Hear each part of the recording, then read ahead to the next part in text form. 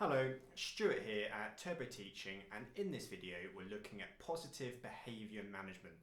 Now, positive behaviour management is a really fantastic way to manage a class effectively. In a class that's managed using positive behaviour management, you're not going to have like chaos, you're not going to have pupils running around, you're not going to have a teacher yelling at the students constantly. You're going to have calm pupils who want to learn, who've got a good rapport with the teacher, and who want to do well in that teacher's class. And really, that's what every teacher wants. That's the kind of behaviour we want in a class. And with positive behaviour management, you're also not going to have pupils completely terrified of the teacher. I do think a little bit of fear is good in the teacher-pupil relationship, but you don't really want the pupils quaking in their boots. You want them to enjoy your lesson. You want them to want to do well in your lesson. So in this video, we've got 13 points that you can follow to implement positive behaviour management in your classroom. Hiya, so we're about to look at ways to manage behaviour positively. Positive behaviour management is a stress-free way to manage behaviour. No more shouting matches or fiery confrontations, just calm students who want to learn in your class. And if it is done correctly, positive behaviour management is the most effective way to control a class. So what do you have to do to manage behaviour positively? Well, there are 13 key rules you should follow. Number 1, be a good role model.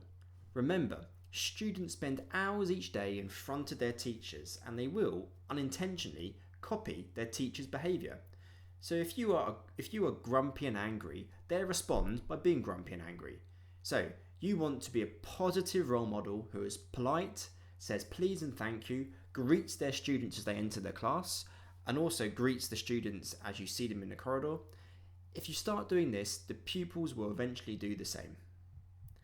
Number 2, don't hold grudges. No matter how much of a pain a student is, treat each new day as a fresh start. Don't start the day by fighting yesterday's battles. Give the students the benefit of the doubt. Number 3, use positive language in the class. Don't criticise, don't grumble, don't complain, say positive things. Also, use positive body language. Don't cross your arms in front of you or stand behind your desk.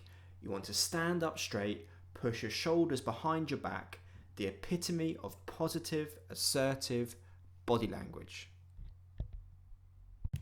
Number 4, praise the students. If they do well in class, praise them. If they usually misbehave and they haven't, praise them. Praise builds a positive learning environment. Number 5, and number 5 is crucial. Have clear class rules and clear sanctions for those who don't follow the rules. And the important thing is that you are consistent with those rules.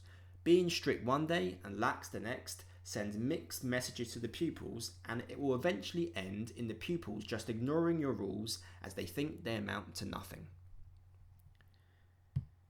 Number 6, redirect behaviour.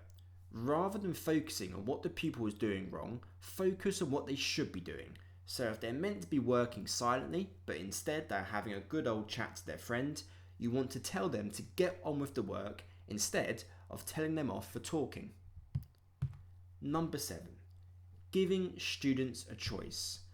Don't just give them a sanction for misbehaving, tell them they can choose to continue misbehaving and face the resulting sanction, or they can get on with their work. It is also important to give the students thinking time. Give them 2 minutes or so to decide what they're going to do. If you just hover over them, it becomes a standoff and they won't want to lose face by backing down. Number 8, give students a warning before giving them a sanction. This gives them a chance to reflect on what they have done and the choices they can make. Number 9, don't lose your temper at the slightest provocation. Use non-verbal warnings like eye contact or standing next to the student who is misbehaving. Number 10, tactical ignorance. Choose your battles. If you are talking to the class and there are 2 students talking quietly, don't stop what you're doing to tell them off. This will only create a scene. Wait until you're finished and then do it. Number 11. If a student is misbehaving, talk to them privately.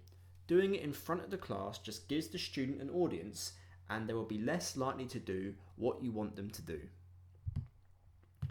Number 12. Partial agreement.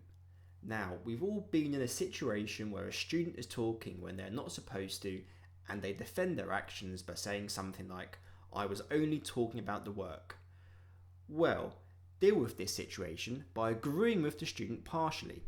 So say something like, "Yes, you may have been talking about the work, but I want you to get back on task." And number 13, rewards. Now, rewards don't have to be physical rewards. They can be stuff like calling home, telling their parents how well they have done in class. Okay, thanks for watching the video. I hope you found the 13 points useful. Take care, see you later.